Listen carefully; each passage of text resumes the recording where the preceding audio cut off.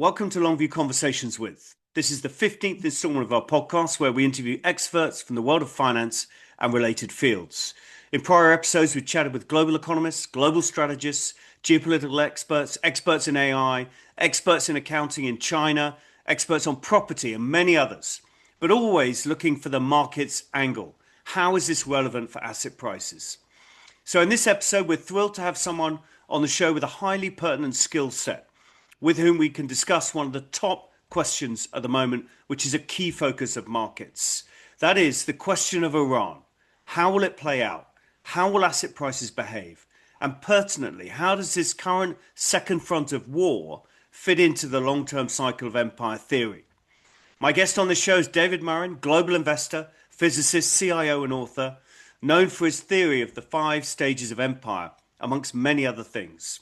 He was also our guest on our first Longview podcast back in June 2022, just after the start of the Ukrainian war. Hope you enjoy the conversation. Let's get stuck in. So, David, welcome to the show. Fantastic to have you back. Just to remind everyone, you are our first guest on this podcast.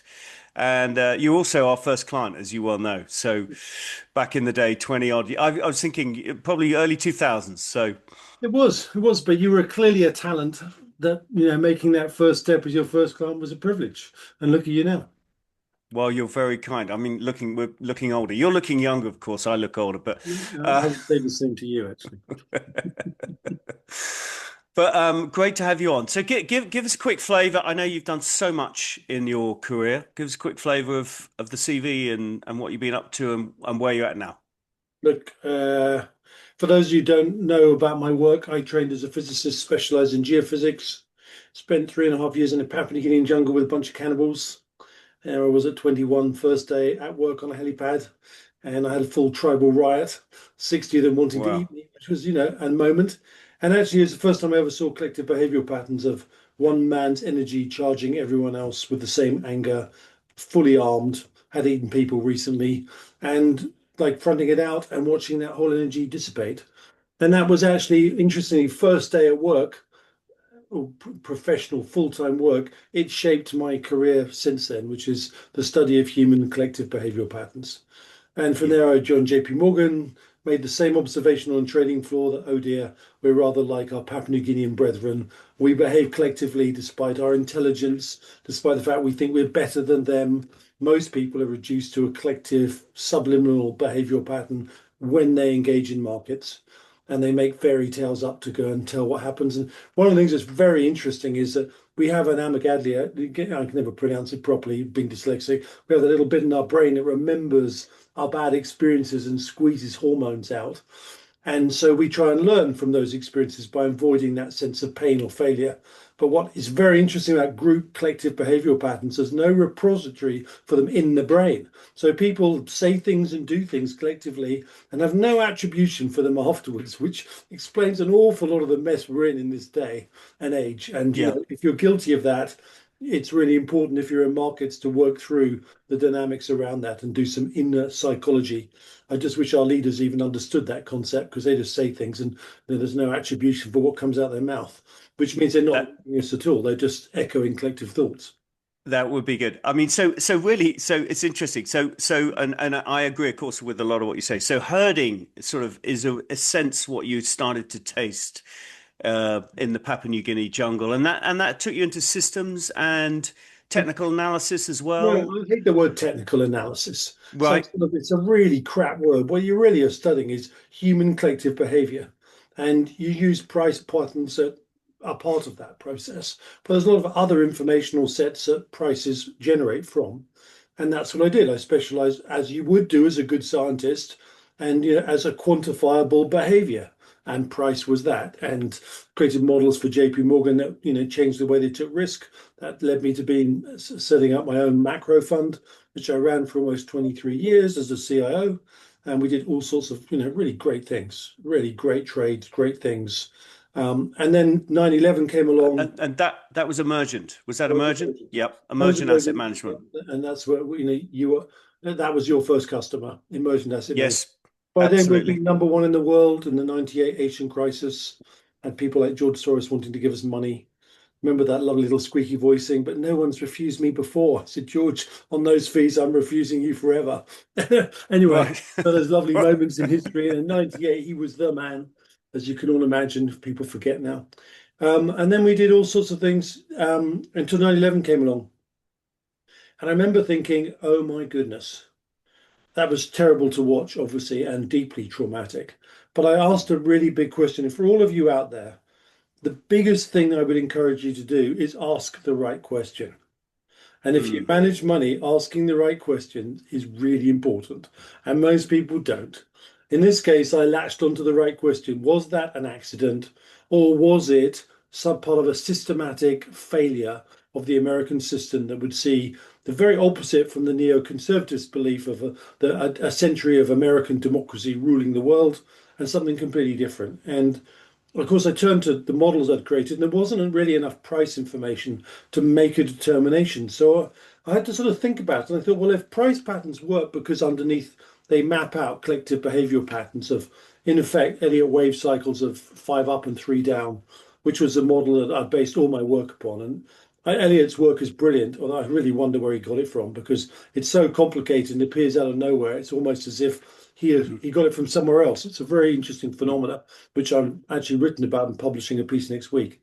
But going around that, I created this 5 cycle empire model, which we've talked about a lot, and it used Yep. wars as the clocks of empire, defined wars as being actually different: expansive wars, contractive wars, civil wars, all sorts of things that made wars different, even though most people think all wars are the same. They're far from it.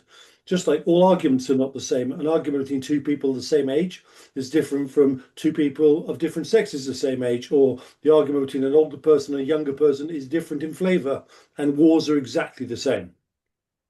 And at the same time, I'd been a lot of work on Kondratyev's work, and we picked up the base or the beginning of the cycle in 2002. I was really excited because we'd made lots of commodity investments, which turned out to be hugely successful. Yeah. Good The worst timing. thing about it was, I remember thinking, if this is right and we're making money, the implication is that we will be in what I think is World War III somewhere at the early stage of 2020. And that was really sobering to realize you were taking advantage of something that implied something so catastrophic. And at that stage, it really sort of wove in with this idea that it wasn't an accident America failed. And quickly I'd worked out it was the last of the American or the Western Christian empires. It had gone into decline. And now there was a power vacuum being created. And there's a clip of me in CNBC in 2003 explaining this, with a lady on the other side telling me that America would never have its sun wax, and it was like Mm. no other empire, and it would rejuvenate itself, and you shouldn't bet against it. It's a great, great interview because it marks a Mm. point in time that's way beyond and earlier than other people. It's on the site, and anyway, It's on the site. That's good to know. But it's on your site, yeah, yeah. marinations.com. Is Yeah, that no, it? it's like globalforecaster.com or davidmurrin.co.uk. Go to the Yes. media section and you'll see the CNBC clip, which gives you Perfect. an idea of how long that these ideas come. And Perfect. then there was So it this takes a long time. There's so many, keep going, but there's so many questions that come out of this, but keep going. and then there was this lovely question. Well, if America, is declining, who's going to take over? And they said, well, it's the Chinese. And there was just mirth and laughter at that stage in '03 that a group that, country that only copied and assimilated, as I call that stage of empire, could ever out innovate the great America. Well, anyway, there was another part to this story, and that was the Kondratyv cycle and conflict. So now I had a decline of a system that we thought was hegemonically dominant, a vacuum created, and a system that was actually had been waiting to move into that vacuum since '76, but the glass ceiling of American power had stopped it. And this transition, which you could see would mean World War III. And so 20 years before, I would argue, World War III started, the invasion of Ukraine, I was acutely aware of what we were walking into. So I decided to be very bold and try and explain to people just what was happening to us and the milestones along the way that we were going through. And there's, one of the first things I did was manage to overcome my dyslexia and write Breaking the Code of History, which is above. Yes. And Excellent. I remember that's when we first met because I was thinking about this earlier today that one of the first times I ever came to see you at Emergent, I remember you had the book in sort of pre-publishing format and were showing me this wonderful book with its fantastic explanation of five stages of empire. Because I think That because when was it? Because it probably was published about. We It, probably met in 0203. well, we met Probably. in 0203, and I started writing the damn thing in '05, and it wasn't Oh, maybe it published was until '05. Okay, okay. 2009. It must have been a few meetings in then. Okay, Yeah, fine. yeah. It was, but When did it you publish? '09 that Oh it. nine. But I'd spoken widely for literally 7 years in all the public speaking I did that this was happening, and people said write a book, and I said no chance, I'm dyslexic. Anyway, it's there for everyone to read, not to say David's right, but actually it is, and this is really, I think, fascinating for everyone, is it represents a fundamental organizational principle which echoes through history and has been highly predictive through the past two Yeah. decades. And Um, and just to expand on that, because I've heard you speak about this theory a number of times, and obviously various people have theories of cycle of empires, but yours is more, if I get it correct, it's more to do with the way people think and the way collectively they act, influencing outcomes and influencing the way systems strengthen or weaken over time. Would that so be correct? sort of. Sort of, yes. Sort of, and the reason is I would say I would agree with that more prior to 2018. But I had this in physics. There is this whole unifying theory hunt to amalgamate the five forces as we know them in the universe into one theory that explains them all. It's like the golden chalice. And I kept thinking about, all right, so I am observing a five stages of empire social system on a fractal basis. Countries do it, companies do it, super empires and empires do it. So that's the observation. That's not the why. So, what is the driver behind this process?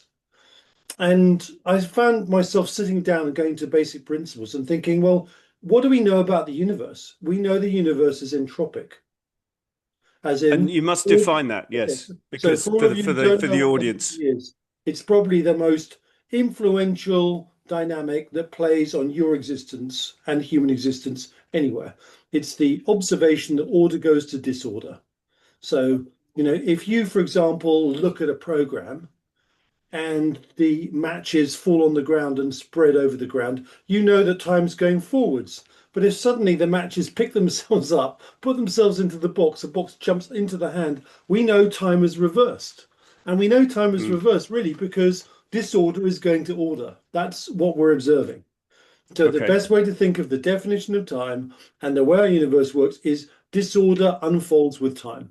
Now, we as living creatures have to find a way where if we stood there, the forces of disorder would rub us away. So we started off as hunter-gatherers, and we realized that as a species operating coherently as a group gave us a greater chance of survival than an individual. And those groups developed social dynamics in tribes and they became bigger. And the social dynamics that we're talking about in the five stages of empire are a forced adaptation that maximizes what I call anti entropy, our ability to survive. And Right. that came into things and examples. And the Roman Empire is a very good example of this. For example, they had lots of gods when they started because it didn't really control their world. They had a grain god and they had a water god and they had, a disease god. So what do they do in their civilization? They gather grain from all across the Mediterranean using it as a superhighway. Now, if there's drought in Spain, they get their grain from Egypt, and Rome just carries on. Oh, don't need a grain god anymore. You know, don't need a disease god because we create sanitation.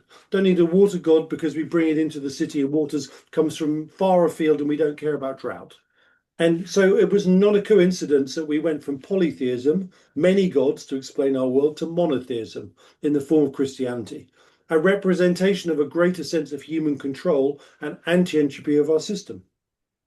Now, we do Yes. something else that's really weird. So we live in a Yep. challenging environment as it is, but we also super challenge ourselves. And my thesis is that humanity is not all the same. We have 70% who have a lineage to agrarians only 12,000 years ago. They like predictability, like the repeatability, things that are regular, railway track mindsets. Because if you think of an agrarian, you do things regularly. So it's ingrained into that form. And that was when the human population suddenly exploded with that mindset.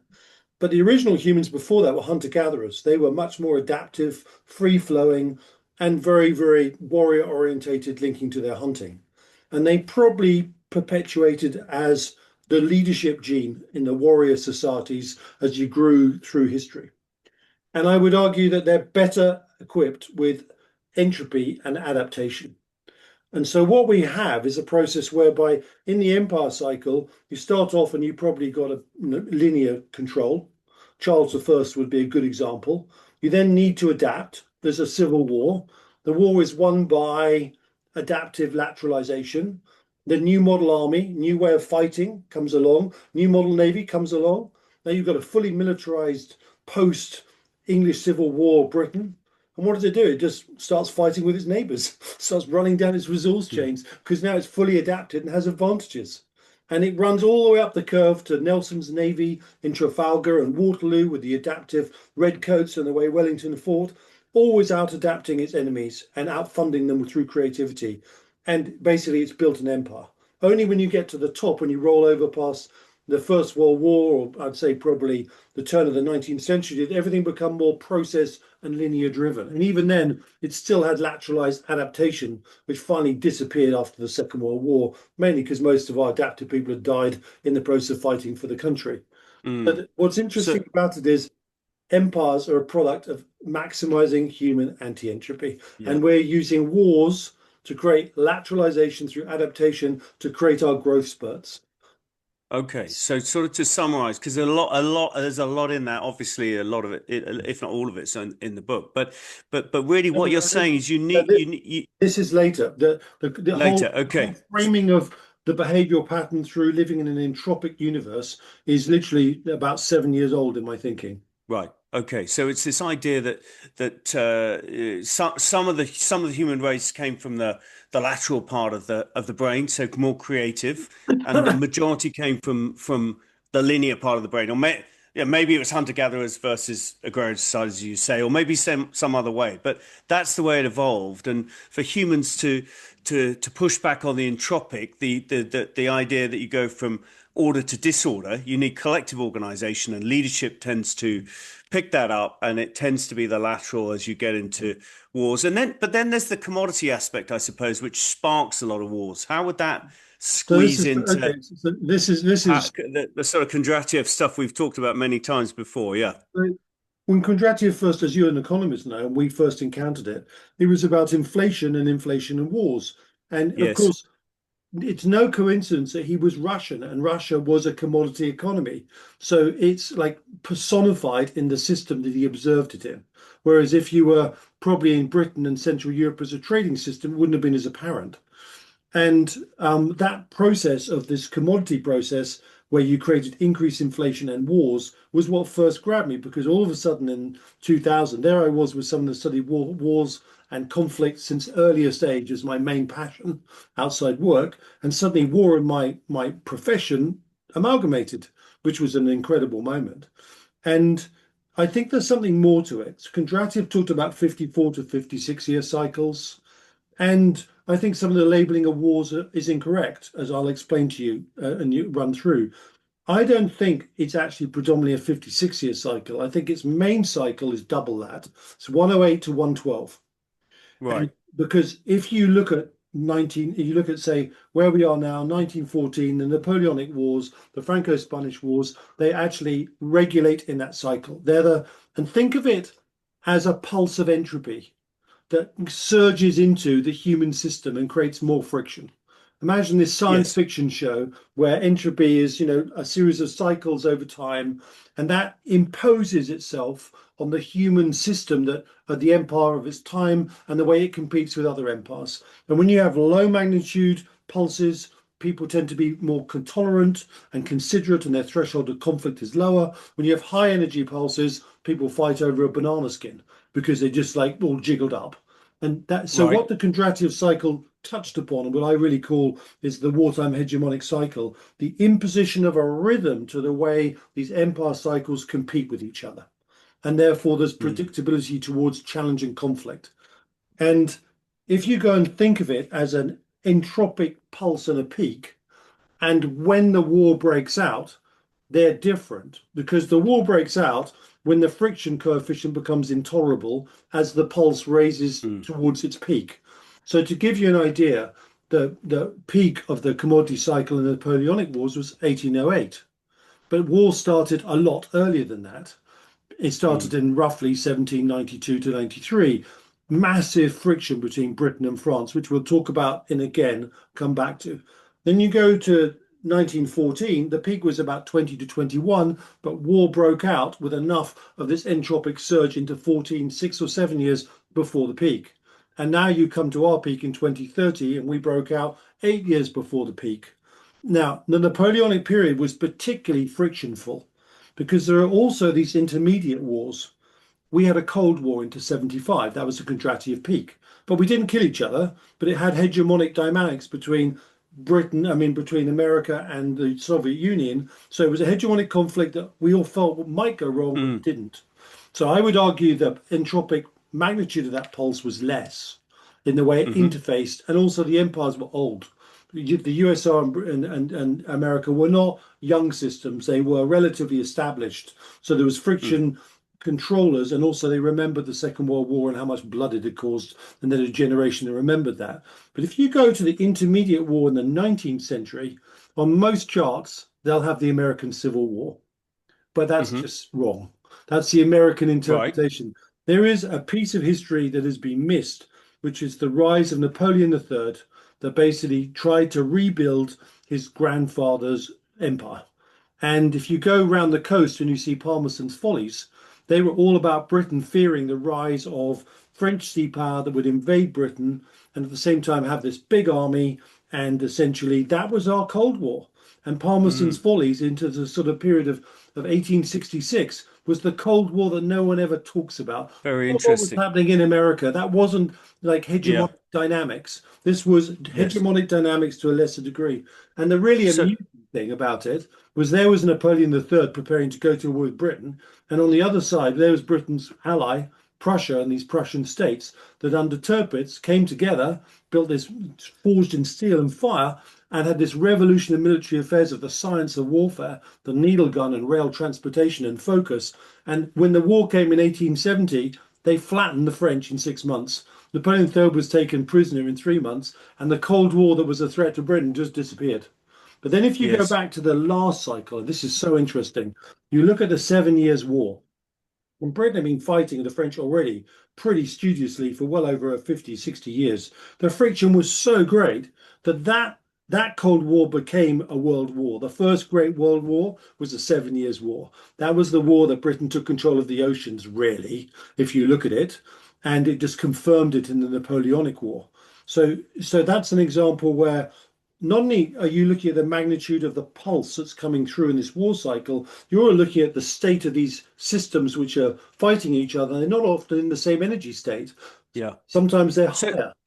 so to be clear, so in the old days, I think you would have argued, I think you would have argued, but people would have argued that the high commodity price caused the war. I think you're now saying it's the other way around. The system drives the commodity price Exactly. and culminates in war. Yes. Is essentially what Yes. I think you're. And am I right in saying you would have said it the other way around 10 I years would ago? have done until I really interpreted the world through this entropic behavior.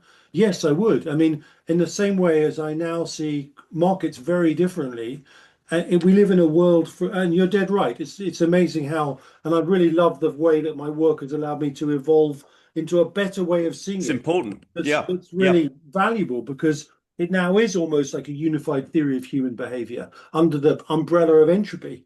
And in the same way, we when I studied quantum mechanics and you did the Schrodinger equation, you felt like a real man. It's huge, it's difficult to Yeah. manipulate, and it's conceptually impossibly hard back in, when I was at university in 1980s, middle or the early part. But now we have quantum engineering all around us, quantum sensors, quantum computers, and Yep. there are whole new theories about, dynamics.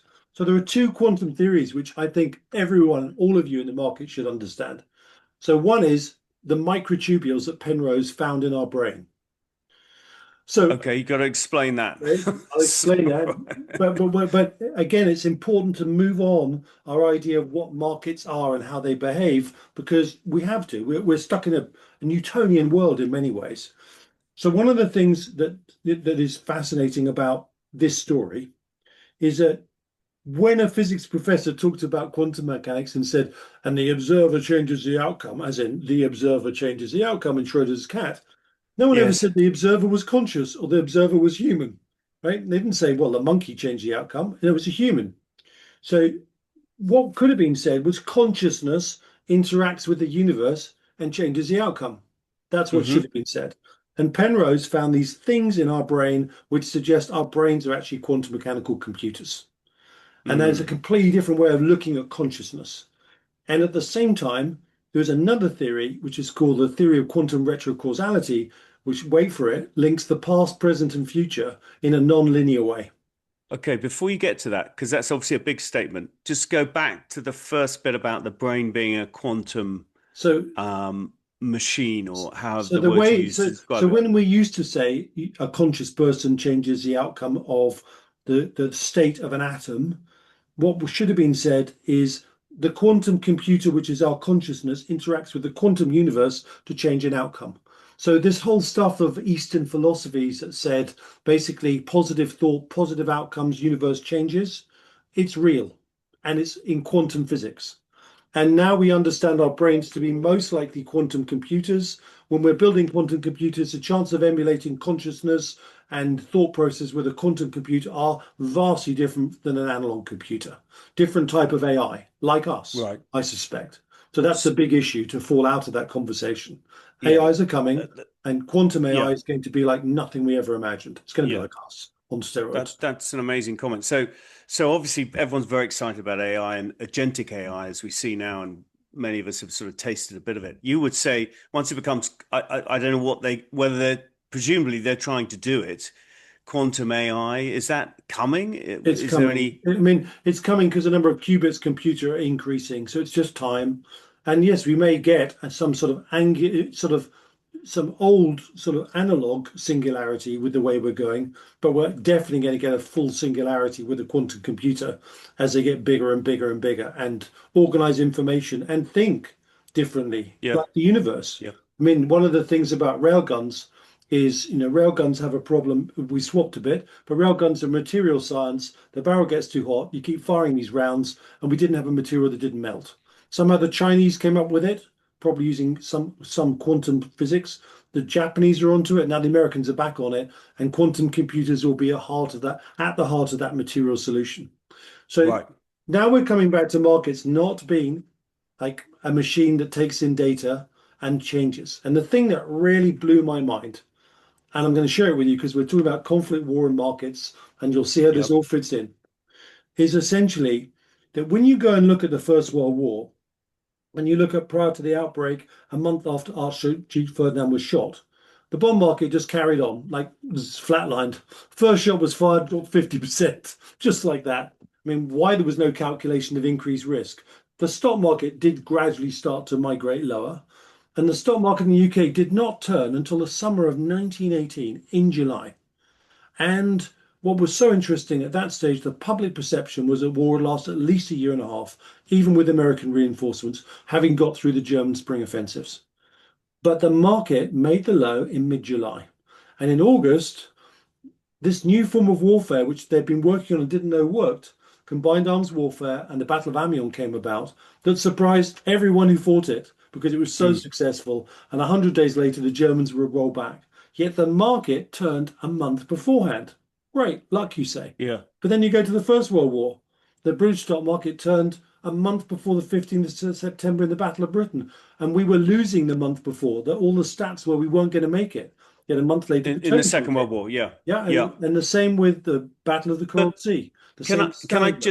just to push back a little bit? Is there not is there it is not part of this hedging and risk management and people getting a bit concerned, trimming a bit, or No, I mean I would accept it's hard to see it perhaps if well it's maybe hard to see it if you think there's a new weapon coming. It maybe people have a sniff of it and start to no. react. Having studied these things in absolute, I wrote a book about the Battle of Amiens. No one had a Scooby Doo what they created, or that the Germans would be so vulnerable to it.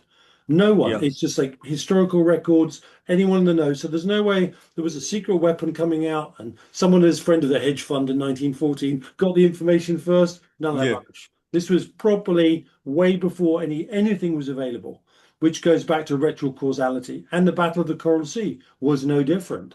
And Stalingrad was no different because before Stalingrad, the Germans were unstoppable, yet their stock market stalled in Barbarossa when it looked like they were winning everything before they stalled physically. Yeah. So these are really good data points because they're not like releases of information or this logical But process. let me try again because I'm interested in what you say. But so it's 1940, isn't it? That in World War II, the British stock market troughs on pretty much on the Battle of Britain, I No, think, and a Dunkirk. month before the turning point on September the 15th, 1940. A month But before. yeah, so it looks like all is lost. So it's going down into that battle, and the evacuation from Dunkirk. We've all seen the movie was obviously a low point. It looked like we're pretty much all was lost. So and then the market went up through to the end of the war from there. Is that not market just discount? So it goes down into what looks terrible. It's discounting into it, and then it rallies for 5 years after it. So it's like you're the point of peak pessimism just before the worst part of the Yeah, war, you are, and but then slowly you tell me, but I would have thought. I mean, in common market parlance, obviously we have new theories coming that you're describing to us, but in common market parlance, you just say the market's discounting the future no, well, and pricing in tail risks. you know what? I think that's such a Newtonian way of thinking about it because That of course is an insult, in this but I'm case, I'm clever enough to afraid, know in that. this in case it is yes, and you are. because because if you go and I mean, there's no way you can price in something that is a war where you have no knowledge and you are losing. And why does it choose to turn when there is no evidence and there's a good reason to be pessimistic because you're having the shit kicked out of you? Why does it turn at that stage? Why Well, does it do it? plausibly because everyone's sold because they can all see they're all pessimistic, so the pessimism is in the price. Look, Everyone's out at the bottom, and then it turns. yeah, but if they'd carried on losing and we got invaded, it never would have stopped. It wouldn't have stopped. Yes, true. So So the whole there's a quantum of how much you've sold. look, So a price and overextension and overselling are all part of wave counting and emotion. These examples really made me think that something more happens. And as we study quantum dynamics, and if assumed we are a quantum computer in our brains, then the market is a quantum system. And as a yes, quantum system, it does things that are retrocausal, as in sees and adjusts for the future in ways that are not about discounting. It's something completely different. And so there's something there having, intermixed with my physics and quantum mechanics. yes, There is something there to be examined, and yeah. it maybe needs better articulation. But I think it's I wouldn't be a general, for example, going into, I'd want certain conditions in my stock market as I went into my turning war if I was a, field marshal of a country's army on the Yeah. back foot. Put it Yeah, that yeah, way. yeah. So no, it's a fascinating theory, and it sounds like you're writing about it, and there'll be more that Yeah, people there'll can be a read. lot. So There's a lot more. There's a there'll lot be more. more coming. So So, let's keep going because there's so much to talk about, and I know we're not going to get we're not going to get so, far enough so, through the stuff we need to talk about. so, But so so, that so everyone here is now listening, thinking, well, that's a lovely abstract theory. What did you do with it? yeah, exactly. And that's why it's really interesting because I am a CIO. I'm a scientist and I only do things that actually I think create predictability so I can understand the world better, as in make better investments and make better judgments. That's what's driven all of my work. So, what do we do with this? Well, I understood that the West was in decline. I was able to detail how decline looked. It took me a little while to understand the stock market is the last thing to manifest decline because in the phases of decline, they print money and the stock market gets hyperinflated. And that's not something that really was talked about and it was in the records. The bond markets carry the burden, and I saw that very clearly that in an empire cycle, you have a first debt mound, which is when you build your monopoly and you borrow from yourself. When you become an empire, you are a monopoly and pay it back. And then when you go into overextension, as you increase towards greater entropy, you start to borrow from everyone else, but you never pay that one back. That bit I got from the outset. Yep. The interesting thing about how that inflates a stock market and how a high stock market is actually part of a declining system when it's highly leveraged, that bit is something we've all witnessed to the nth extreme.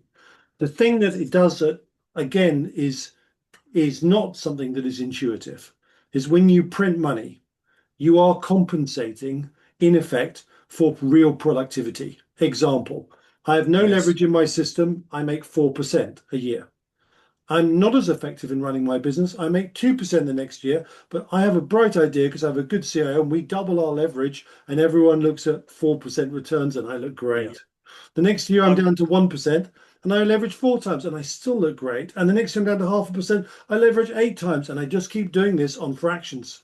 And because essentially there's a stable environment with an empire that's creating an illusion of capability and there's no external challenge, I get away with it. But what I am is fat, dumb, and happy, unadaptive, and I've killed the business because it no longer has real yeah. productivity. And I Yes. also stay on top as an unsuitable CIO or CEO in this case. Same for our prime ministers, same for our presidents, same for our companies. For 20 years, money printing has put the wrong people in charge of our industry and countries, Yeah. non-adaptive people. And that means that as we go into this phase, we're particularly vulnerable. And it also does something else. It means our stock markets are at the high. Everyone's full of dopamine, so there's not a problem. No, it's not really going to happen to us. But as soon as you start to see the stock market come off and the cortisol flows and the glasses come off, the reality of what we really face will hit home with a terrible shock. That is a very fair statement. I would agree with lots of bits of it. And there's lots we could explore in it. But before we do that, can we get in right into the sort of the very here and now? So geopolitics, military capacity, military strategy is a big part of what you do.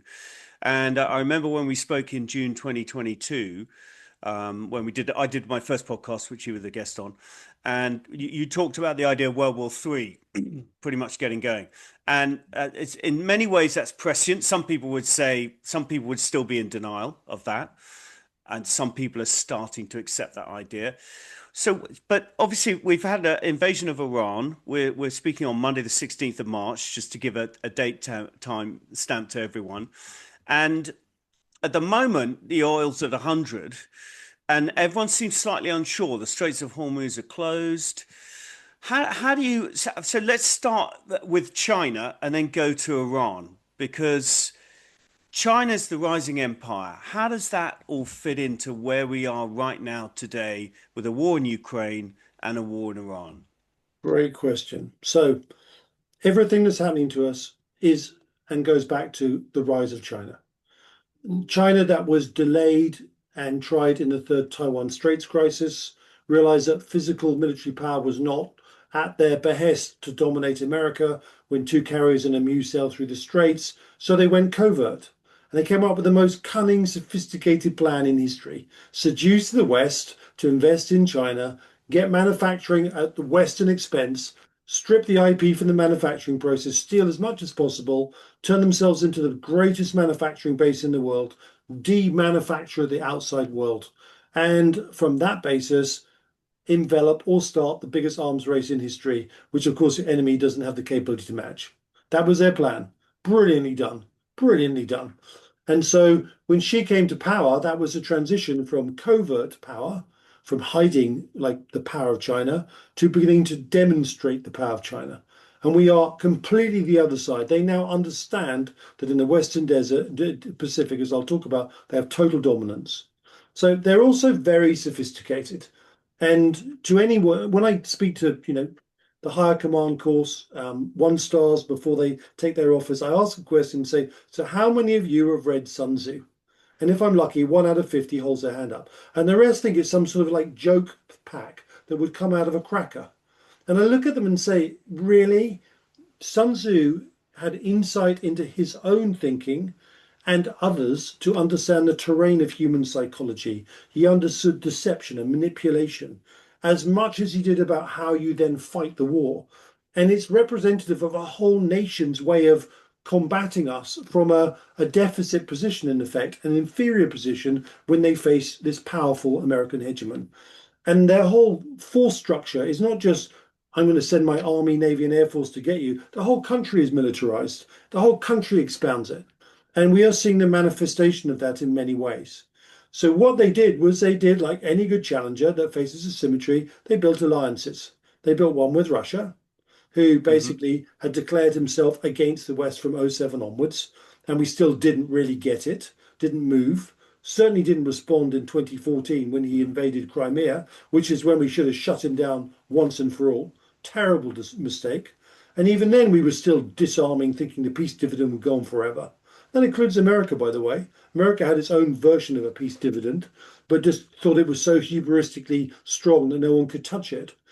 And then the other group that they constantly fed in was the Iranians and the North Hmm. Koreans. In fact, the North Koreans were probably the first puppet that China used to humiliate American power because it couldn't stop them becoming a nuclear power in the peninsula, which it didn't want in any way. And it was a first sign of American impotence. So carefully they Mm. eroded around the edges. And then we come to Iran. Well, actually, let's go back to Russia. So, what right did Putin have to go to war? So, let's be really clear. From '07 onwards, he became more belligerent. He didn't become more belligerent because of what was done to him by NATO. It happened that when the Cold War collapsed, it came because it was the end of this Kondratiev cycle. Russia suffered as a commodity producer and it went bankrupt. And basically, the only thing that when Putin came in, he thought he could do was link to the EU and be part of the EU because Russia's commodity production wasn't making it work. So he started off by saying, I want to be part of Europe, I want to be part of NATO. But by '07, the commodity cycle had kicked in and he was starting to develop revenues again. And those revenues Mm. fed his belligerence. It wasn't what was done to him. It was suddenly he had options for the first time. And he was Yeah. a child of the USSR that believed the greatest catastrophe was its collapse.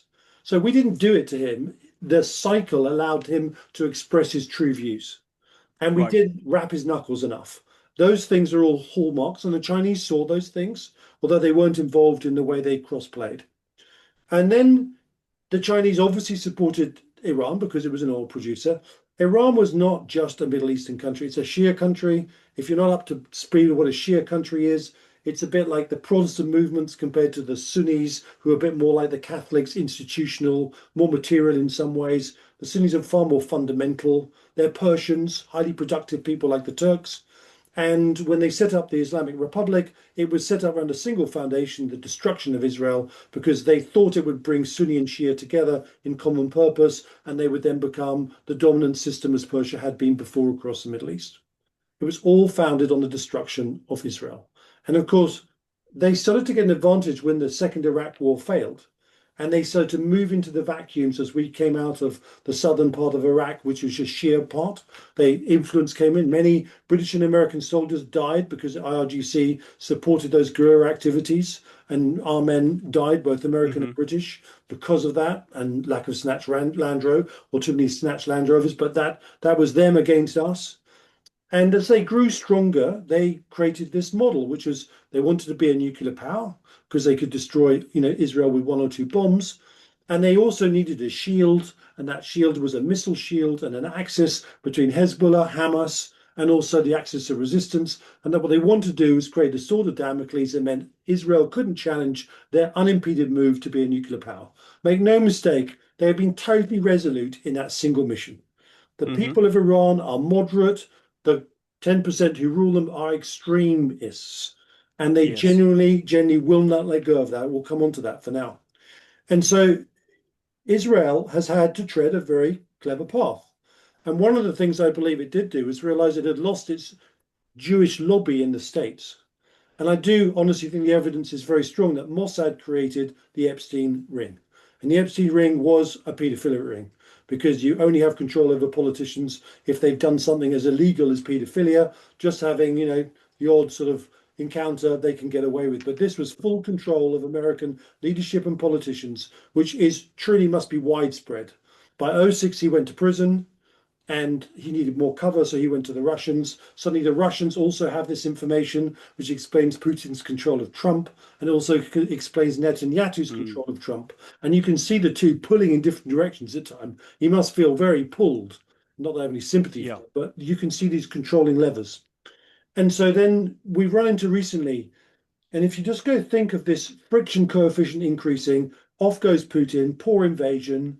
You know, the Ukrainians have been an inspiration in how they have adapted to defend with determination. Yeah. And just like we're not ready, I just hope we can be inspired when we get clobbered that we recover the way they have.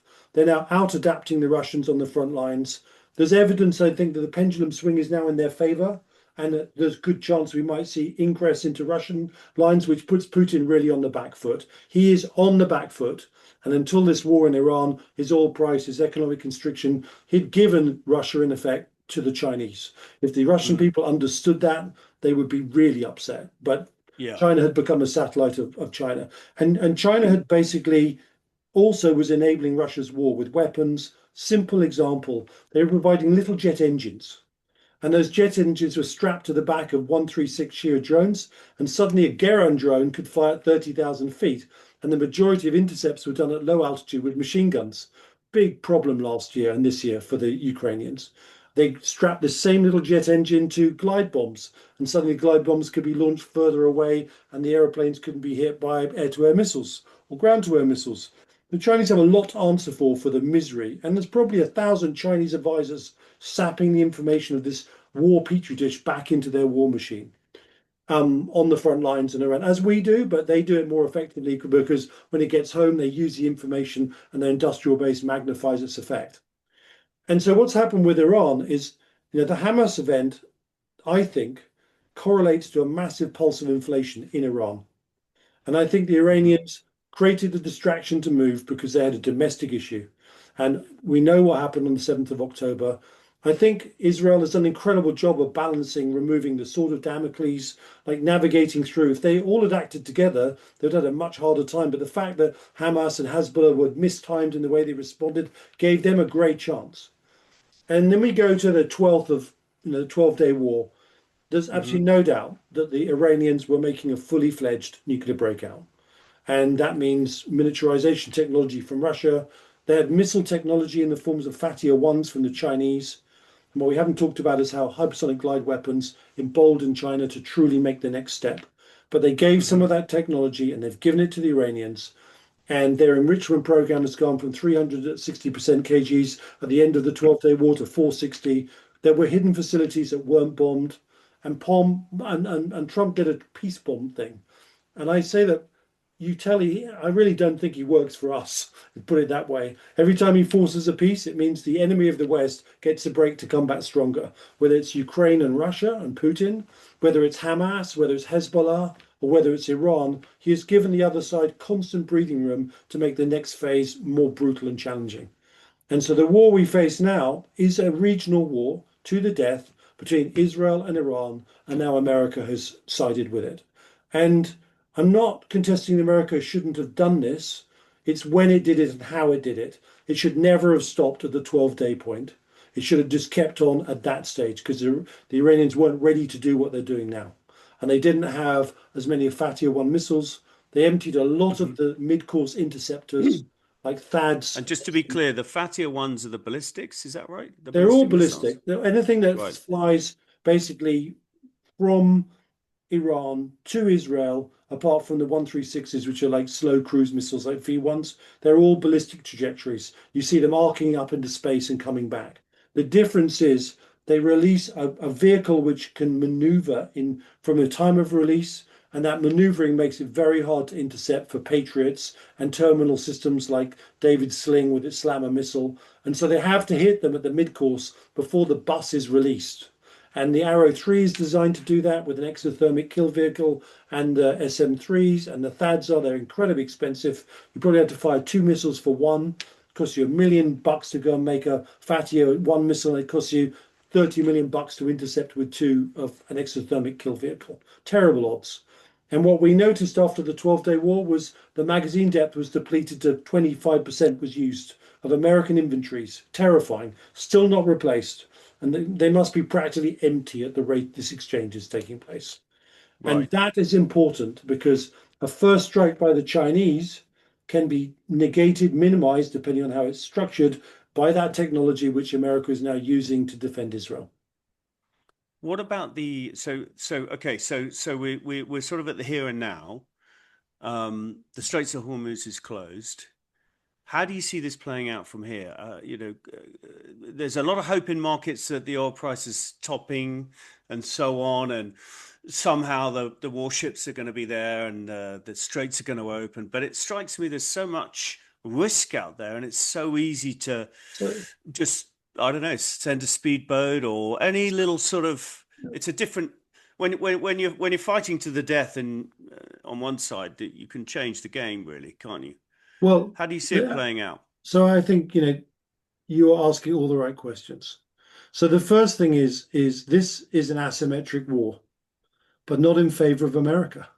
It actually favors Iran. And if That's quite a statement. That's actually a big statement. it's a big statement, and let me explain why. The Houthis closed the Red Sea, and they closed the Red Sea with very basic ballistic weapons, with basic targeting, which were the early versions that the Iranians sent over with some Chinese engineering support. And those Houthis were taught by the IRGC to work out of caves to get visual locations of tankers and GPS signs, and they closed the Red Sea. Now, when the Red Sea was closed, what it meant was America was no longer the dominant maritime hegemony. Because if you can't keep the main seaways open, you don't have maritime hegemony. So when they finally got around to it, they sent the Eisenhower carrier group over, bombarded them between the end of 2023 and beginning of 2024 for 5 weeks. Highest tempo, air delivery, a carrier could give. No contest, pummel them as best they could, run out of ammunition, sailed away to go somewhere else, and the Houthis pop up and carry on. Now, that's a really, really scary Yeah, sign. What it yeah, shows is that Houthis have been taught by the IRGC how to hide, how to fire, how to return to cover.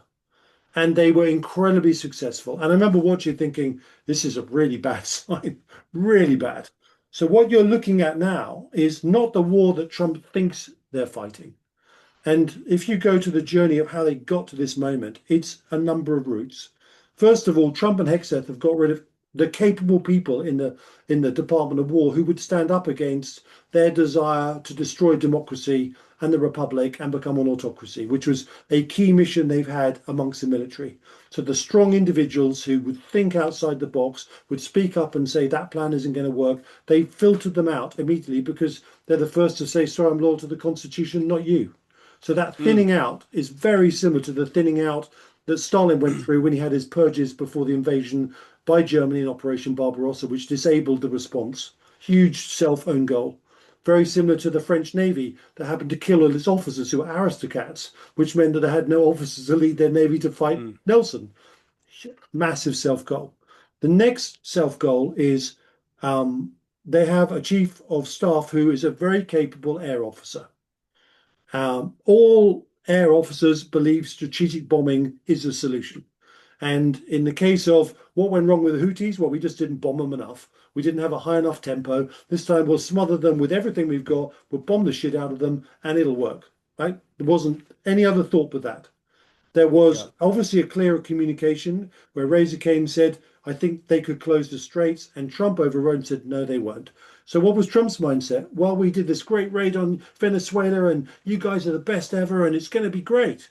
Well, there's a lot of hubris there. Hegseth isn't going to count him because he's got one brain cell between five people. yeah, Somehow he borrows on Fridays, and essentially they're all hubristic. The worst yeah, state to be in. So they enter into this war believing their ultimate air power would deliver it, and they thought that actually decapitation would work. And this is where Sun Tzu would have been very helpful. The mindset of the IRGC has been to fight Israel, to destroy it and take on the great Satan. Its plan was to do it through nuclear weapons if it could. But if it couldn't, its plan was to bring America down on top of it, like Iraq did, and make the price so high that there's nothing they could do about it. And the Straits of Hormuz and the Gulf now, not just the Straits. There's 1,000 ships trapped in the Gulf, all like beautiful targets for the RGC. Means it isn't just about the Straits, it's about every bit of coastline that the Iranians mm, have onto the Gulf. They can launch remote control speedboats like the Ukrainians do to the Black Sea. They can launch 136s and they can endanger shipping. And that is a big campaign. And on the other side, um, one of the chief of defense staff resigned a week beforehand. It wasn't in the papers, but he was a very sensible, capable individual. and the warning signs were there, he must have said, this is not going to work. And you didn't have Mm, to be very bright to realize that the real vulnerability is America wants a quick war. Trump wants a quick win. So you don't give him yeah. a quick win. You let him step in the bear trap, which is where he is right now. He can never walk away if those straits are closed because he can never say he won. And the Yeah. truth of reality overcomes his bullshit and lies. And that's where he is right now.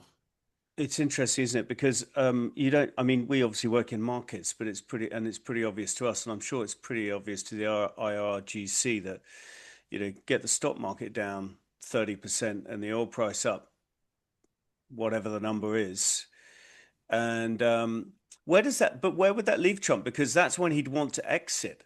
Well, But okay, so you're let's saying you're actually arguing the opposite that he can't exit until the Straits of Hormuz he tried are to open exit. again. He tried to exit last Monday, and then basically the reality of the Hormuz Straits being closed stopped him. And they came Yeah, back and said, "Well, this will stop when we say, not when you say." So and so once you lose your initiative in war, you are really on the back foot, and the Americans have totally lost the initiative. And so one of you the things, so just to build on that. So I just wanted to build on that because I know you've been writing about how long it takes America to prepare a response that will allow the straits to be open, whether that's putting boots on the ground on the coast or whatever. And talk us through that because that's fascinating as well. Because if I remember correctly, your timeline is a minimum of 7 or 8 weeks to completion. Is that correct? 3 to 4 months if you're lucky. Three to four months, If if you're you lucky, if you're to lucky, fully complete the operation. yeah. So you've got weeks and weeks and weeks of oil price pain and So potentially quite serious oil price absolutely. pain. Well, one of the things that's interesting is let's go back to what the Kondratiev wave looks like. And I gave you a price of what oil looks like. And that is something I've been working on for decades and following. So the first pulse was from '02 to roughly 10. Yeah, we can put the chart up in the edit as well. Yeah. This one you But sent me. basically, Yeah, the first pulse, which is what made so much money for us in emerging, was that pulse. And then the deflationary pulse took place from 10 to 20, ending with the negative oil moment. And I argued, for example, that if we were going to make friends with Putin and draw him away from China, we should do it when the oil price was in that negative phase because he wasn't very emboldened. And it would have worked, probably could have done. But the moment we went negative oil and upwards, he was off because now he was rich again, didn't need yeah, anyone. Now, yeah. that same pulse is the wave one of the C wave.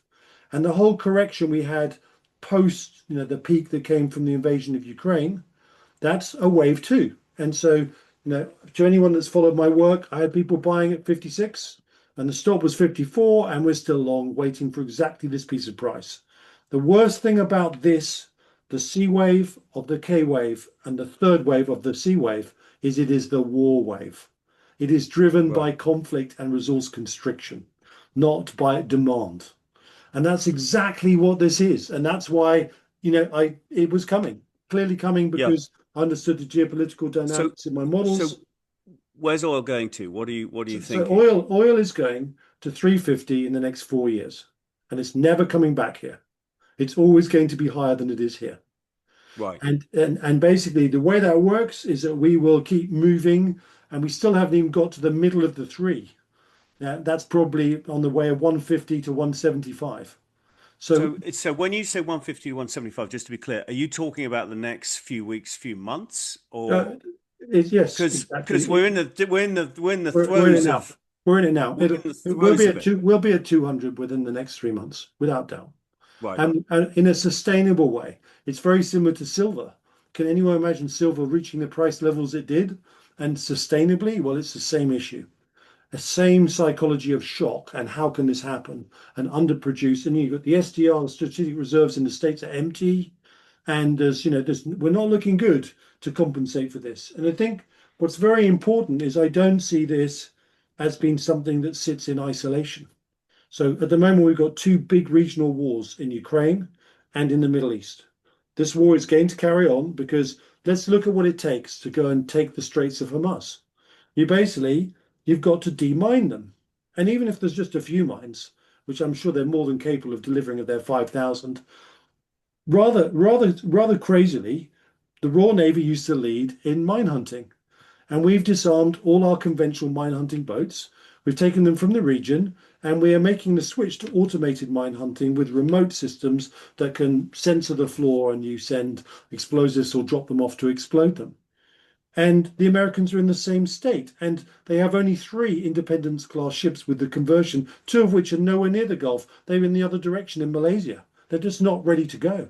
And even if they Mm. were, you now put your mine systems, your mine clearing systems into closed spaces, and you now need force protection bubbles. Because, of course, take out the three mine clearance ships, and And nothing to you're in know. trouble. They're just Yep. in trouble. So now you've got to go and put frigates and destroyers. The reason why Trump wants frigates is America doesn't have frigates. It has very high value destroyers, but it's failed in its constellation frigate program. And the littoral combat class are not considered to be well enough armed to do the job. I think they could fix that. They've got like 29 of them actually of two different designs that if they got their stuff together, but that's not today or next week, it's months ahead before you can start to put a force protection in.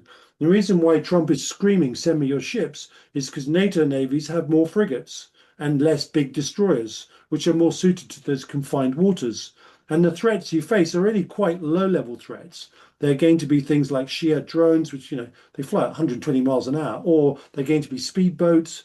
And in fact, Turkey would be a great partner for this because they've got a lot of slightly older generation gunboats and corvettes that actually they could be very instrumental in that.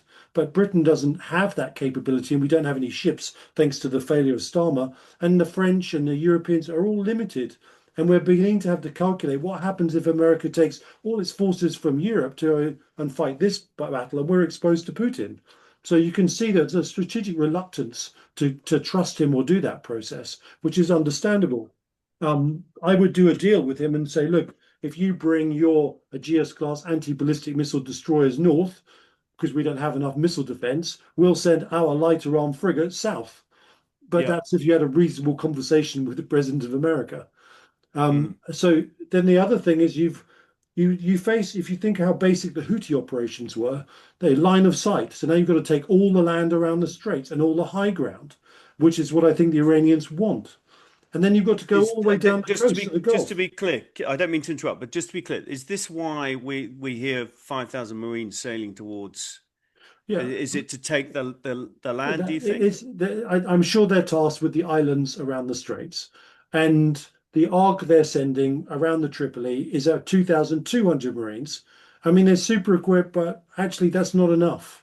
It's just not even close. And then you add the 82nd Airborne, and it's not enough close. This will draw people in like nobody's business, because in effect, it's a counterinsurgency operation along mountainous, difficult terrain that stretches the whole coastline. Because as we learned from the Black Sea, you don't put your speedboat just near the ship you're going. You can drop it in 300 miles down the coast, which means every bit of Iranian access to the coast becomes a problem. And on top of Mm. that, they're 136s, and we had to give it to them. The Gulf did something we haven't done in Europe. They had the money to spend on THAADs and Patriots and radars for high-end defense, which has been really cool. To their credit, God, I wish we'd done the same.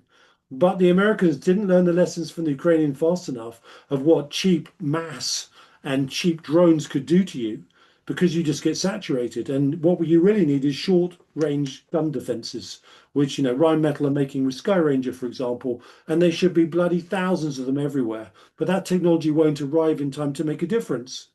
The Ukrainian Mm. technology is probably the best the Gulf is going to get. And Trump doesn't like it because it gives Ukraine huge leverage as an export business. But there is Yeah. a simple truth. There have been revolutions in the military affairs of Ukraine's actions against the Russians, and their greatest export is that technology that we need. And the Russians exported their technology to the Iranians because it's clear evidence that 136s that were used had Russian like advanced systems and sensing and tactics attached to them. So how Trump can even speak to Putin knowing that's taken place shows Mm. you that something very abnormal happens in that relationship. Yes. So this is so really when you boil it all down and you think about the Strait of Hormuz, it's a very big Western effort just to get it open again because of that threat that you described, the sort of easy asymmetric or Asymmetry. It's asymmetric. asymmetric. So so okay. So what would you what do you sense is the probability that Trump is successful in opening the straits again in 2 or 3 Within three months? months, zero. Zero. Yeah. Seriously? I Yeah, mean, that's seriously. I mean, that's, and you can see it in the price of oil. This whole thing about oil predicting what's going to happen, oil only goes up because the straits don't open, and the price bands in oil are so clearly like super bullish as they yeah, are reflected in things like wheat that there's just so much more pain to come. interesting. So And the and the price other part, pattern would, yeah, the other price part, and pattern's consistent with the military assessment, it is, essentially. yeah, it is. Yeah, And I'm relatively well keyed in to what is yeah, happening, as keyed yeah. in as anyone, I would probably say. I think the other thing that we forget is Israel doesn't want to stop until Hezbollah is basically destroyed. So you can expect them to go to the Litani River and beyond. So that's going to happen. And the real issue is, how do you know that the nuclear program is dead in Iran? And I'm afraid the only way the Israelis are going to feel comfortable is if they find that uranium and destroy the facilities. And to do that, they've got to create sanitized landing zones, dig them out, like get them out. And that's a Mm, big operation. The Iranians know they're coming, so there's a risk of a trap.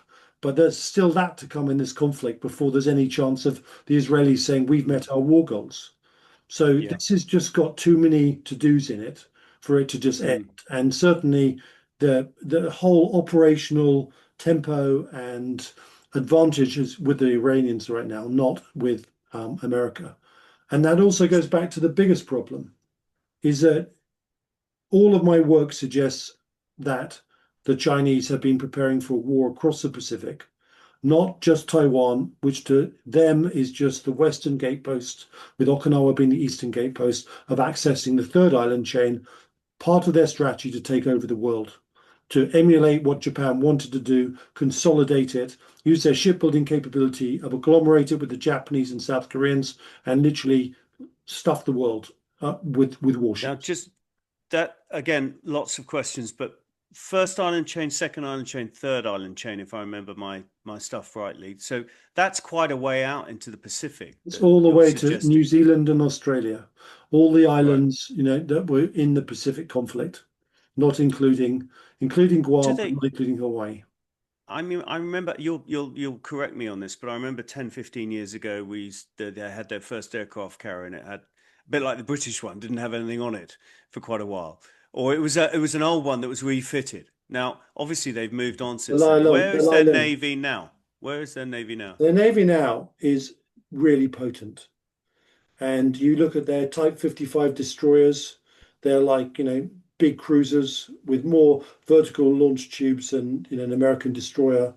They have some air defense challenges they're trying to work on. Their biggest fear is stealth, which is why they've worked on phased array technology with photon technology, because that would open the stealth detection process.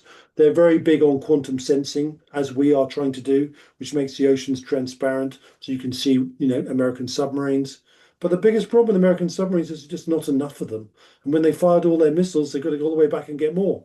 And then their bases become vulnerable. So the Chinese have a very comprehensive plan, and clearly they've rolled out some incredible technology, which I think has every chance of rolling the Americans back Mm. very quickly, which is my biggest concern. And they've And been, when you talk about incredible technology, specifically, well, the most powerful is their hypersonic glide weapons, which are unable to intercept. But also, they built a layer of drones, ISR drones across the Pacific, that they assume there will be no satellites. And I think their assumption is interesting because American combat power is about satellite power. And if you destroy by blowing up a satellite and creating grains of dust, and you lose her orbital belts, America is blind, but China can operate under those circumstances. So there's some yes, big, they've really constantly thought about this. And more importantly, I think the state of the American army and the quality of its leadership is pretty dire, as we're seeing right now. It's not the individual heroism and capability, it's their leadership tranche. And I think Trump has really put nails in the coffin with Hexeth in terms of overall capability and thought process and strategic mindset. And the Chinese are the very opposite of that. So I think that what's happening in the Straits is potentially strategically compressing to the Chinese with their energy. And at some stage, you've got 3.5 years of oil, is my estimate. They've got that much because yep, that's how long it takes to take the third island chain before they need to come out yep, and get the oil resources. They have got a lot of oil. We've been doing those numbers. They've been building it hard, haven't they, for And you three or don't do four that. You don't do years? that for fun. You do it because Yeah, you're preparing to go to war. yeah, And yeah, they're huge amounts of stocks, and their EVs and their coal weren't just random decisions. They were decisions to take that dependency away. And so yeah, they make big strategic decisions for a long time. And then the other bit is with empty magazines for these mid-course missiles, which have the ability to stop HTVs. The Americans will just rebuild those stocks if they don't take advantage of that moment. And somewhere, as this conflict continues and the Iranians keep firing, and it is a fascinating mystery, as just like the Houthis did, how the Iranians keep getting these missiles out of their tunnels and their ISR kill chains from America, and it just doesn't spot them in time. And they keep doing it. So there is command and control that's evidently there. Their intelligence all comes from the Chinese satellite programs, and that's real life targeting data. And they are persisting in a combat mechanism that no one thought they could if they were bombed like this. So the question mm, goes back to they're doing something we didn't expect, although we should have learned it from the Houthis. This is just the biggest cock up. I mean, it was always going to be difficult, make no mistake. But in yeah, terms of the strategy, our employment, our understanding, I mean, Starmer's decision not to give basing rights to the Americans is probably going to be the reason why NATO breaks up. Quite simply. It'll go back to that. You didn't give me what I wanted, and there's no way we should have stopped that because you cannot take away a base at short notice when they're about to launch an attack from say, no, sorry, the law says you can't. Because I would contest that the rights of preemption over nuclear weapons are far greater than Hermer and Starmer will ever be able to persuade in court. yeah, yeah. Interesting. So, well, clock's ticking. A couple of quick questions before we get to a couple of what projects you're up to at the moment to conclude on. But quick questions up front. So, first question, I'm going to give you both questions. And first question, where does this leave Ukraine? What's going on in Iran and so on? How do you see that developing? And then the second question is, when we talk about asset prices, you've told us your views on oil. I think we all know what the equity view is as a result of all the above. But talk to us about bonds and talk to us about gold and silver. So let's do Ukraine and then those asset prices and then For the first time, I feel they have weathered such a shitstorm since their summer offensive failed. And I think when I studied the First World War for my book Lions Led by Lions, it was like a pendulum swung. As the attacker attacked and put pressure on the defender, and the defender looked like they were thinly holding, and then the attack didn't work, and the pendulum swung back because the attacker was exhausted. I think the pendulum's been firmly in the Russian camp, and that's been amplified by his whole art of lying and bullshitting. But the pendulum is now back in the Ukrainian line, and the Russians are under pressure. And although the oil price is going to refill the coffers, thanks to Trump's, helping his friend, the front lines are much more fragile.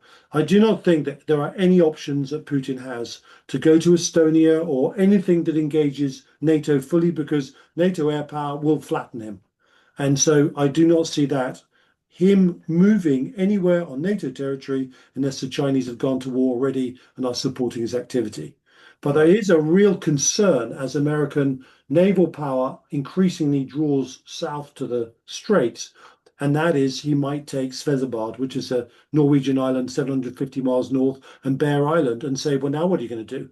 Because that is a door that allows his northern fleet to come into the North Atlantic more readily. And it's a great challenge if we're pressed Yeah, elsewhere for our intention. And as we find with Britain, when we can only put 1.5 destroyers to sea and one frigate, we are in the most yeah, lamentable state. I mean, he must yeah, laugh his head off that the greatest navy, the navy in the Cold War controlled those yeah, approaches, is now just completely incapable through the incompetence of our leadership. And Rachel from accounts, who just somehow thinks the defence isn't A, going to stimulate an economy to her benefit, and B, be good. I know. So, uh, Shocking. next question: how do markets work? Yes. All right. So we've got this energy Kondratiev cycle surge. I think it is so much more sustained and so much bigger than most people even imagine. And if I didn't have such a great Kondratiev structure to follow, which has just been on rails, and also have it corroborated by all my studies of conflict and where the systems are and conflict dynamics, I wouldn't, imagine what's about to happen to us. But it is, I'm afraid. And the main casualty, the main driver is going to be bond markets. And one of the things that's interesting is that if you go and look at the peak of 75, it was 16% CPI in the States and 16% 10 years and 23% Fed funds. And you Hmm. know all too well that if you look at the way we measure inflation now, compared to the way we measured inflation then, there's Mm. been a lot of manipulation. In fact, indigenous Yeah. inflation is far higher, which is why we've got this terrible grumbling cost of living problem that people allude to, but is way bigger than the numbers suggest. But what happened is thanks to money printing and most importantly, taking all our manufacturing inflation to China, is it actually ruptured the inflation cycle as it's linked to the contractive cycle. But the catch up is going to be horrendous because China won't be part of the world's trading system when conflict breaks out. Energy will be constrained and we will go through the roof, and inflation will be above 20% as we match Mm. this process. And it will all be a straight line. But in fact, it's just the central bank's repression of that mechanism suddenly losing control and there been an upward explosion in it. So bond markets are dead. They're dead for a number of reasons. They're dead because of this inflationary pulse, which is unstoppable. And they're dead because if you want to rearm, you need to issue bonds.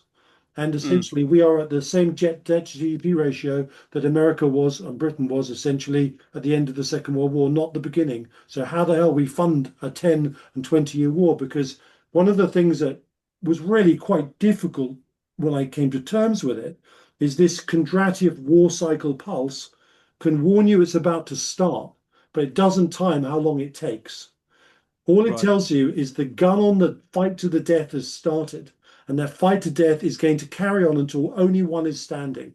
That means it was the end of Germany, only one standing after the Second World War. France was not standing anymore after the Napoleonic Wars as a dominant entity of France, in Europe, rather. So this is a last man standing conflict. We don't get escalation, we don't get de escalation, we don't get lucky breaks. We have to expect that it just gets worse and worse as the pulse surges into 2030. No luck, no happy moment, expect the worst. And that means that the dollar is in the bind. And I think we're in this sideways correction with, say, the dollar index with a little more pop to the upside. Maybe Hmm. 101 or 102, possibly in the index before people realize that the dollarized system is buggered. And the other part of this is gold and silver, which I think looks to me like it's got a real downdraft, somewhere like 44 on silver and 420 on gold. All of the people that didn't understand that you get out of the peak like that, and however it works out, there'll be a really nasty give back.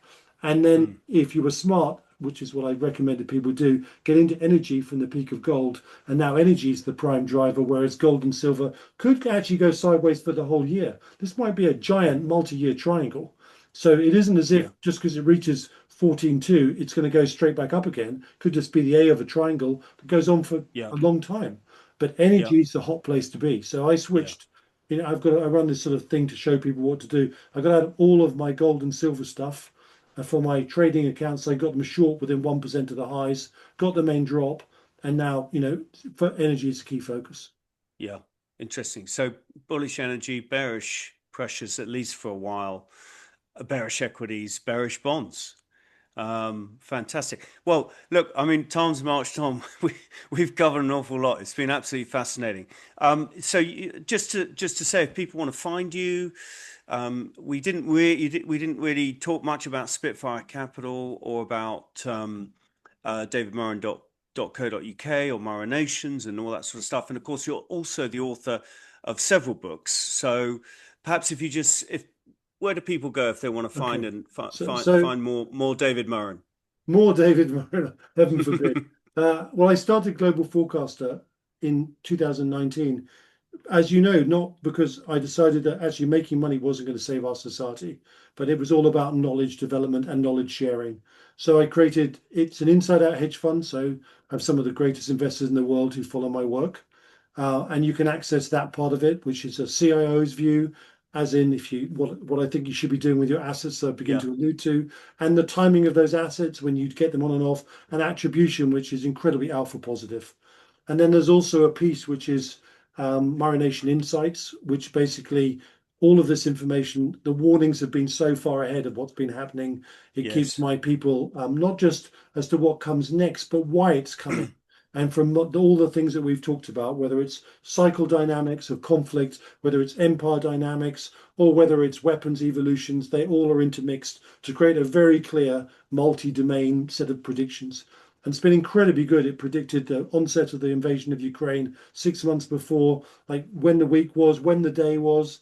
The only bit I didn't predict was the 7th of October because it was a surprise. But all the other serious escalatory phases in the war with Iran, including when they bombed, America bombed Yep. 18 hours before, it's been incredibly powerful to actually use open source methodology to predict really what only intelligence agencies should do and perhaps even don't do. So if you want to be up and ahead and understand, it is the best open source intelligence I think I've ever found. It's exceeded my expectations in terms of how it's come together, and it will help you stay ahead. And in terms of books, there's Fantastic. Breaking the Code of Yep. History. There's Yep. Lions Led by Lions, which is a First World War story, which we're going to need. It's like how you build a winning army from not having one. Then I wrote a Now or Never Defence Review, which was 2020 into the Boris government to say if you don't invest in defence, we will be at war in 2 years. Sadly, they didn't, and we were effectively. And then I wrote Red Lightning, which was a warning how China wins using hypersonic weapons unless we develop the capability to stop them, which we haven't. So, Yeah. and I'm trying to complete Fantastic. Breaking the Code of War, which is basically everything we've talked about and more in one book. Every empire cycle analyzed that affects the modern world, all of the things we've talked about, and this idea that entropy forces us to evolve. There's a whole chapter on medical evolution through war, all sorts of dimensions. And very, very, Fantastic. just to end this story, because it's relevant for some of your people being in London, I do recommend that you all go to the British Museum and see the samurai exhibition. First of all, if you haven't seen the samurai, it's a Right. beautiful exhibition in the British Museum of samurai armors and history and culture. And if you're not familiar with it, it's a very sobering example of some things I've been talking about. And it was relatively isolated. And for 125 years, basically, they just killed each other. They fought each other. It was just blood curdling. And in the end, a warlord called Toranaga came to be the warlord of and the controlling entity of the whole of Japan. And they had 250 years of peace. And so you can see the armor that they fought with in this period and the swords. And you can see they're not really dissimilar to medieval Europe in many ways. And then you fast forward to the next big encounter, and it is the Meiji Restoration in about 1860. And there they are, and they've really hardly evolved in 250 years of peace. Their armies have become just police forces. Their armor has hardly evolved, whereas, armor in the medieval period peaked in 1650 with beautiful plate armor with every joint covered, made them like mobile tanks. Nothing like that, because the impetus of evolution had changed. And suddenly they met essentially European war fighting and the end of the samurai. And the example is there was Europe that carried on fighting in its evolutionary path. And there was Japan that stopped fighting and it stopped and it didn't evolve. And then when the two met, one system completely was destroyed and had to follow the other system, and New Japan rose. So this example of war and evolution is really well depicted by the Edo period. Wow, that is fascinating. That's a great way to end, and that's a terrific example of so much of what you've been saying. So, thank you so much, David. I really appreciate your time. It's been great to catch up. Well, we've And been friends for a long time, Chris. So it's been yeah, lovely to be on your show and great to see you thriving too. yeah, thank you. Appreciate it.